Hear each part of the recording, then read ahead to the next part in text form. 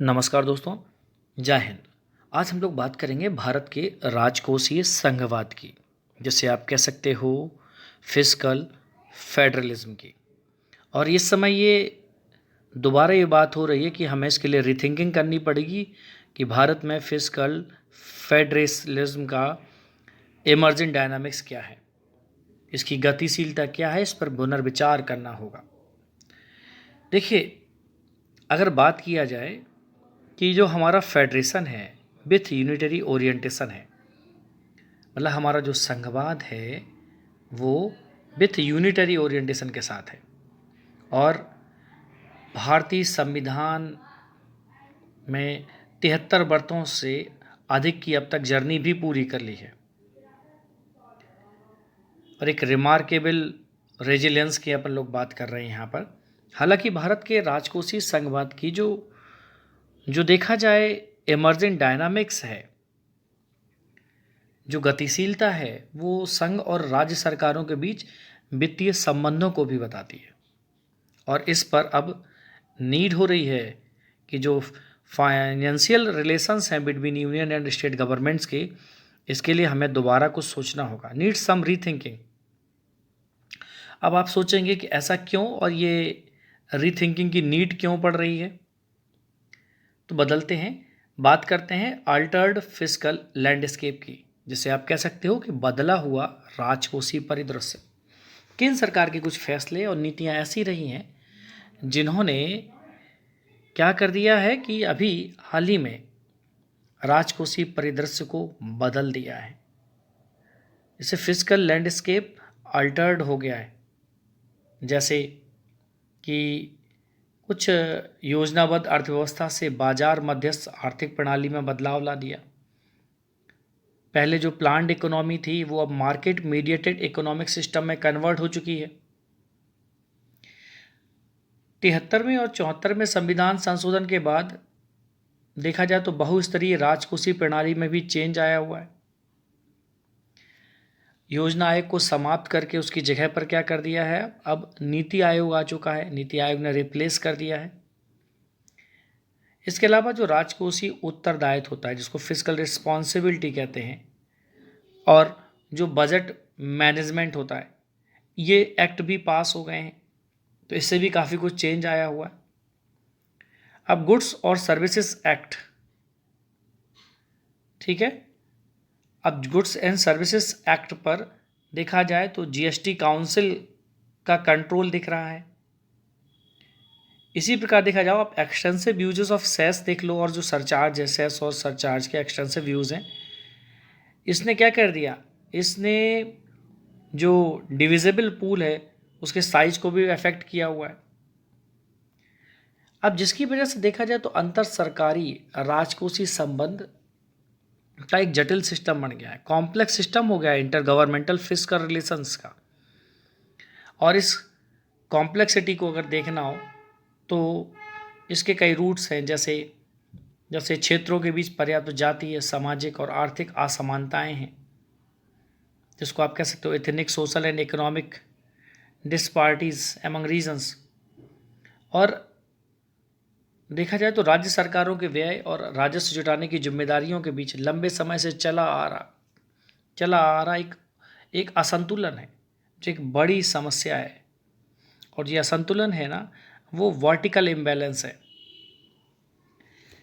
अब ये इम्बैलेंस है, ये जो असंतुलन है, वो देखा जाए तो आंशिक रूप से देखा जाए, अगर आप देख रहे हो तो covered by revenue sharing arrangement है।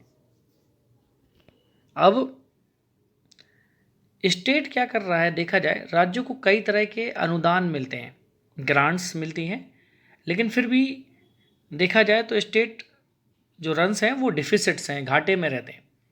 इन कारणों से केंद्रीय योजना से दूर अर्थव्यवस्था के संरचनात्मक परिवर्तन की ओर कुछ अलग से रुझान बन रहे हैं। क्लियर ट्रेंड्स दिख रहे हैं आपको, देखा जाए towards structural transformation of economy के, ठीक है, जो कि सेंट्रल प्लानिंग से कुछ अलग दिख रहे हैं, दूर हो रहे हैं। इस वजह से देखा जाए तो राजकोषीय स्वायत्तता के लिए राज्यों के बढ़ते दावे के कारण एक एक पुनर्विचार की ज़रूरत है, कंप्रेहेंसिव रीथिंकिंग की ज़रूरत है, पुनर्विचार की ज़रूरत है। अब भारत के जो राजकोषीय संघवाद है वो क्या है, उसको भारत किस प्रकार से एड्रेस करता है, उसकी बात करते हैं। पहला है इक्विटी ओरिएंटेड। जो इक्विटी ओरिएंटेड है वो इंटर गवर्नमेंटल ट्रांसफर्स हैं। जैसे 1930 के दशक की बात की जाए, वहाँ पर भारत ने जो टॉप मोस्ट 1% कमाने वालों ने हैं, जो 1% लोग हैं उनके कमाने वालों ने कुल अपनी इनकम का 21% से कम पर देखा जाए तो उनकी जो टोटल इनकम है तो उन्होंने वो कैप्चर्ड किया था, से उससे कम पर कैप्चर्ड किया। लेकिन 1980 के दशक की शुरुआत में यह काफ़ी कम होकर 6% हो गया है। तो ड्रास्टिकली रिडक्शन आ रहा है यहाँ पर। जो टॉप 1% अर्नर है ना इंडिया में, उन्होंने क्या किया कि capture less than 21% of total income in 1930। लेकिन यहाँ पर देखो आप 1980 में क्या हो रहा है, रिडक्शन हो रहा है, 6% रह गया केवल। और फिर लिबरलाइजेशन के टाइम पे जो 1991 के बाद से देखें आप तो ये बढ़कर 22% हो गया। तो यहाँ पर ये फिर इंक्रीज़ हुआ। तो इसके अलावा हाल के दिनों में कुछ कर की छूट मिली हैं, कर रियायतें हैं, और जो अदर रेवेन्यू फॉरगन है, इसने अमीरों को देखा जाए तो कुछ असंगत रूप से डिस्प्रोपोर्शनली फेवर्ड किया है, फ़ायदा पहुंचाया है, और जो डिविजिबल पूल है उसके साइज को कम कर दिया है। इसकी वजह से अब जो भारत की जो इंटर गवर्नमेंटल जो ट्रांसफ़र सिस्टम है उससे बात हो रही है कि इसको शुड भी ये मोर इक्विटी ओरिएंटेड होना चाहिए, अधिक इक्विटी उन्मुख होना चाहिए, इक्विटी ओरिएंटेड होना चाहिए। अब अगर देखा जाए राज्यों के बीच जो डिवीज़न है, डिस्ट्रीब्यूशन अमंग स्टेट्स है, इसकी बात हो रही है कि consider HDI in horizontal distribution. Horizontal distribution मतलब क्षैतिज वितरण पर विचार करने की बात हो रही है, क्योंकि 1970-71 से लेके 2021 तक जो 16 प्रमुख स्टेट हैं, मेजर स्टेट हैं, ठीक है, यहाँ पर अगर आप देखेंगे तो ये तेज़ी से एक डाइवर्जेंट ट्रेंड को शो कर रहे हैं, एक अलग प्रवृत्ति को दिखा रहे हैं। वहीं दूसरी ओर 15 राज्यों में जो ह्यूमन डेवलपमेंट इंडेक्स है, एचडीआई है, ये देखा जाए तो एक कन्वर्जेंस दिखा रहे हैं during the post reform period. अब एक बड़ा ये चेंज है, आपको दिख रहा होगा, क्योंकि एचडीआई जो 1991 में था रिड्यूस टू 0.268 इन 2018 फ्रॉम 0.611 इन 1991, ठीक है। तो ये जो दिख रहा है एचडीआई का जो इस पीरियड में, तो ये रिड्यूस हो गया है, स्टैंडर्ड डिविएशन दिख रहा है आपको क्लियर, और ये डिविएशन 0.268 से लेके 0.611 हो गया। अब इसीलिए कह रहे हैं कि इसलिए एचडीआई को एक कुड भी कंसिडर करना चाहिए स्ट्रॉन्ग एक कैंडिडेट्स के रूप में in horizontal distribution of tax devolution में। अब शक्तियों के स्पष्ट विभाजन के लिए अगर आप अपना आर्टिकल है कॉन्स्टिट्यूशन का 246 पर हमें दोबारा गौर करना होगा, इस आर्टिकल को दोबारा रिविजिट करना होगा, क्योंकि article 246 and 7th schedule of the Indian constitution ये कह रहा है कि ये डिस्ट्रीब्यूट करता है पावर को, ये अलॉट करता है सब्जेक्ट को। यूनियन और स्टेट्स के लिस्ट में अलग अलग सब्जेक्ट्स बनाए गए इस लिस्ट के accordingly, union list, state list and concurrent list, संघ सूची, राज्य सूची और समवर्ती सूची। अब भारत अब आज़ादी के बाद अब के समय में एक दलीय शासन नहीं रहा हमेशा, यह वास्तव में बहुदलीय व्यवस्था बन गई है। तो देखा जाए तो truly multi party system develop होने से nature of polity, society, technology, demographic structure and the developmental paradigm है ना, इसमें भी सिग्निफिकेंटली चेंज आया है। अब बदलती व्यवस्था के साथ देखा जाए तो केंद्रीय कानून के कई टुकड़े हुए हैं, जैसे कि मनरेगा 2005, शिक्षा का अधिकार अधिनियम 2009, राष्ट्रीय खाद्य सुरक्षा नेशनल फूड सिक्योरिटी एक्ट 2013, ये देखा जाए तो ये स्टेट्स पर कुछ एक्स्ट्रा बर्डन इम्पोज करते हैं। इसलिए तो बात हो रही है कि क्लियर डिवीजन ऑफ पावर की ज़रूरत है, शक्ति का स्पष्ट विभाजन अब ज़रूरत है।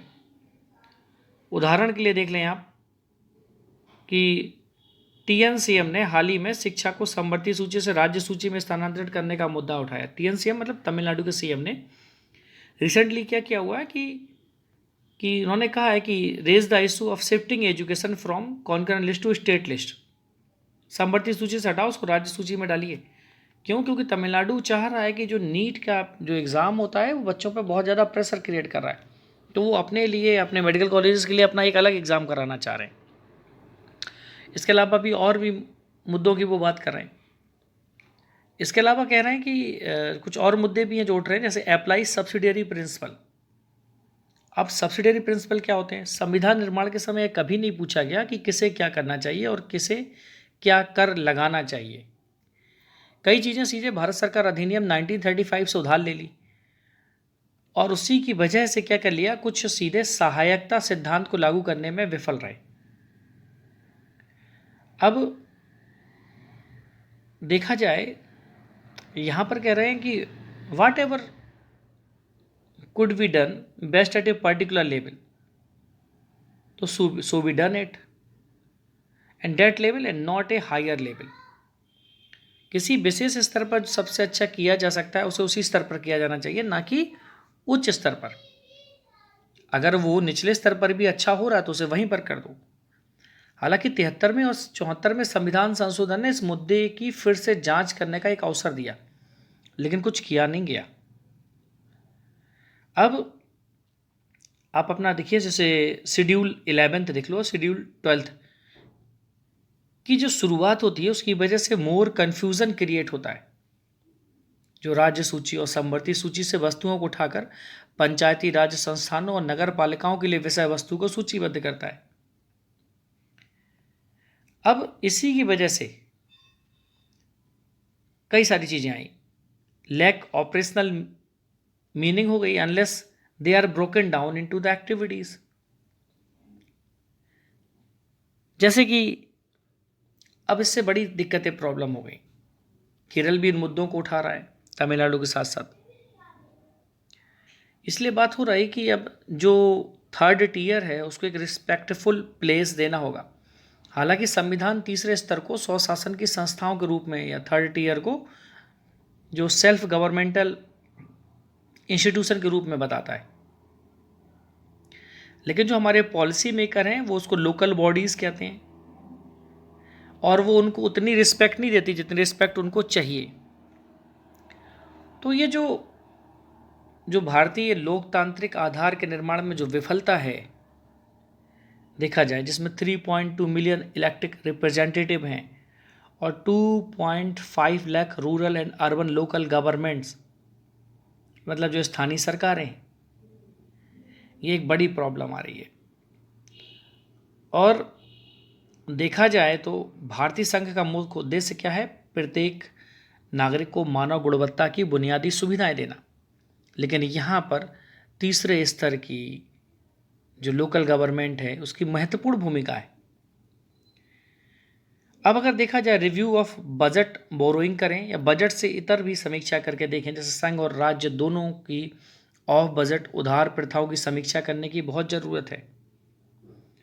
ऑफ बजट बोरोइंग का मतलब है उन सभी उधारों से जिनके लिए बजट में प्रावधान नहीं किया गया है, लेकिन जिनकी पुनर्भुगतान देनदारियां बजट पर आती हैं।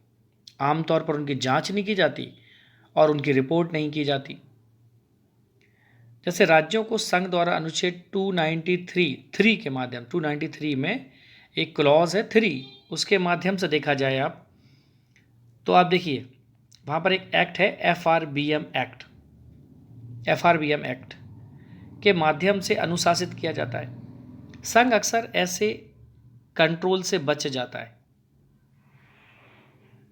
अब 293 का 3 क्या कहता है कि कोई राज्य भारत सरकार की सहमति के बिना कोई ऋण नहीं ले सकता, कोई लोन नहीं ले सकता।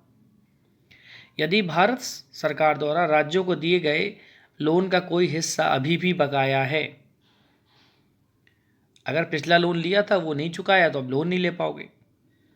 तो यहाँ पर बात हो रही है ensure transparency and accountability on extra budgetary financing, मतलब कि जो ऋण के माध्यम से, लोन लेने के माध्यम से केंद्रीय सार्वजनिक क्षेत्र के उपक्रम और केंद्रीय मंत्रालयों के अतिरिक्त बजटीय जो वित्त पोषण के लिए देखा जाए तो राष्ट्रीय लघु बचत कोष का उदार उपयोग होना चाहिए।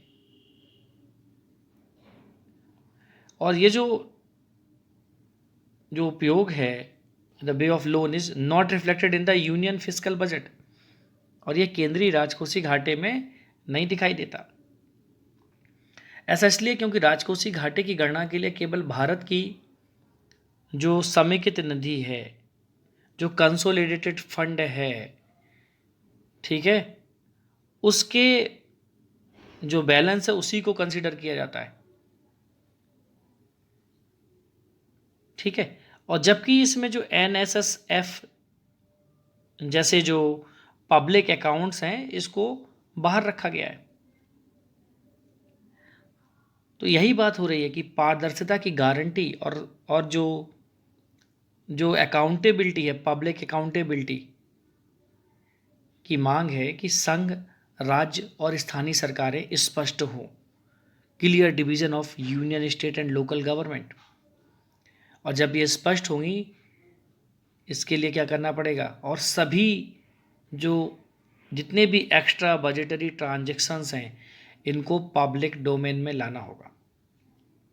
तो भारत में राजकोषीय संघवाद की वर्तमान संरचना है ना, वो उस समय बनी थी। कब बनी थी? वो उस समय बनी थी जब हम आज़ाद हुए थे, और ये आज भी चली आ रही है। जब इसकी अर्थव्यवस्था आज की तुलना में बहुत कम, उस समय बाजार पर फोकस नहीं थी, बाजार उन्मुख नहीं थी, लेस मार्केट ओरिएंटेड थी। और केंद्र सरकार की जो अर्थव्यवस्था के रेगुलेशन में, एडमिनिस्ट्रेशन में और इकोनॉमी के प्लानिंग में एक बड़ा इम्पोर्टेंट रोल था। लेकिन आजकल भारत के उभरते जो इमर्जिंग फिस्कल फेडरेशन है, राजकोषीय संघवाद है, की गतिशीलता के साथ एक सिग्निफिकेंट रीथिंकिंग की ज़रूरत है, खास करके 16वें वित्त आयोग के संदर्भ में। तो अब आप समझ सकते हैं कि भारत में राजकोषीय संघवाद पर क्यों विचार की ज़रूरत है। ये बहुत इम्पॉर्टेंट है, और चूँकि ये आपके ये न्यूज़पेपर में एक आर्टिकल था, इसलिए मैंने आपको बताया कि राजकोषीय संघवाद को क्यों बदलना चाहिए समय के साथ। नमस्कार, जय हिंद।